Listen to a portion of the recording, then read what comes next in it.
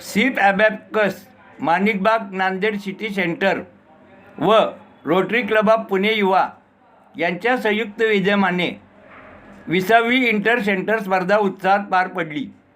या स्पर्धेत एकूण 187 विद्यार्थ्यांनी सहभाग घेत आपली बौद्धिक क्षमता व गणिती कौशल्य सादर केले।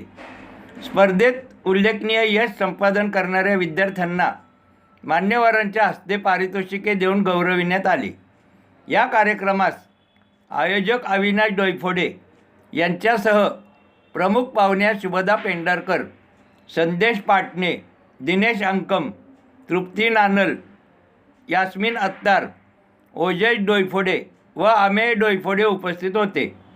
विद्यार्थ्यांच्या सर्वांगीण विकासासाठी अशा स्पर्धा महत्त्वपूर्ण ठरत असून आत्मविश्वास, एकाग्रता आणि स्पर्धात्मक वृत्ती वाढीस लागते असे मत मान्यवरांनी व्यक्त केले। स्पर्धेच्या यशस्वी आयोजनाबद्दल पालक व उपस्थितांनी आयोजकाचे कौतुक केले।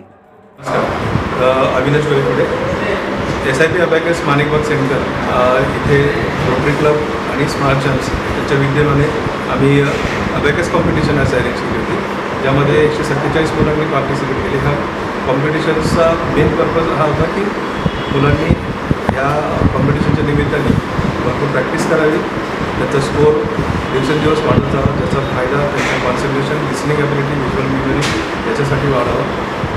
अशाच काही कॉम्पिटिशन्स रिजनल, स्टेट लेवल आणि नॅशनल लेवल आमच्या होत असतात। त्यामध्ये मुलांनी चांगला परफॉर्मन्स करावा या दृष्टीने ही छोटी आम्ही कॉम्पिटिशन्स अरेंज केली, ज्यामध्ये पालकांनी फार चांगला सपोर्ट केला, टीचरांनी फार चांगली प्रॅक्टिस करून घेतली।